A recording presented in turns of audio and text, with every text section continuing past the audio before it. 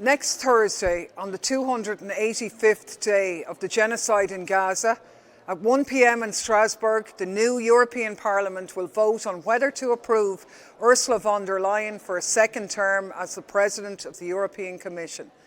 Ursula von der Leyen, the face of EU complicity in war crimes, who draped Europe in the Israeli flag, who told Israel, "We stand with you now and in the days to come," as the bombs began to drop on Gaza 9 months ago, who jetted off to Tel Aviv to grip the hand of Bibi the Butcher and pledged our support, your support, for a genocide, whose statements were then quoted by Israel's lawyers in defence of mass murder at the International Court of Justice, whose support for Israel has been unwavering over month after month of unimaginable horror inflicted on the people of Gaza. Why is she the candidate? Deeply unpopular, hated in fact by millions of European citizens, the only institution she should be in is The Hague.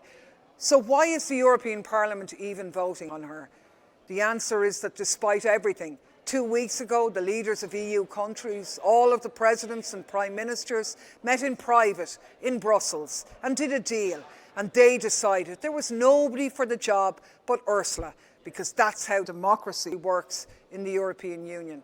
According to former President Jose Manuel Barroso, there is no credible alternative to Ursula von der Leyen.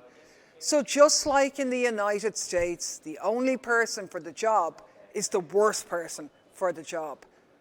What European leaders are saying to everyone watching the extermination of Gaza on their phones is that there are no red lines. There is no accountability. The rule of law is a joke. You can shout and roar all you like, but you're getting Ursula and you can like it or lump it.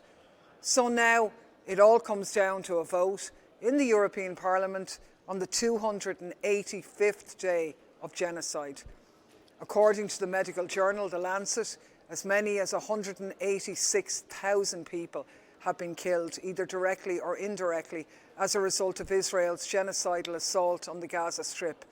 8% of a population of 2.3 million people. And that number is, of course, still rising as Israel continues its assault with the full complicity and support of the US and the EU. There are 720 MEPs. To get back in, von der Leyen needs 361 of them to vote for her. The only way to stop 5 more years of von der Leyen is to get in touch with all your MEPs now and let them know that this is a red line issue for you. Tell them there are no circumstances on which it is acceptable to vote to reappoint this person. None. No to genocide means no to Frau Genocide, categorically, unequivocally, without exception. But there's a catch. It's a secret ballot.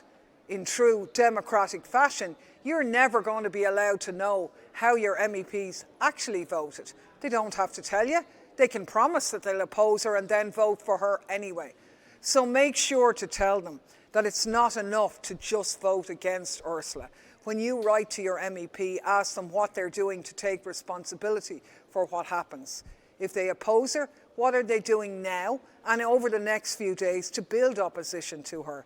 Are they actively organising their MEP colleagues to block her appointment? What's the position of their political group? Will they quit their political group if it supports von der Leyen? Make sure they know that on Thursday the 18th of July at 1 p.m. you'll be watching. And if Frau Genocide doesn't get the sack, you will remember, and one day they will.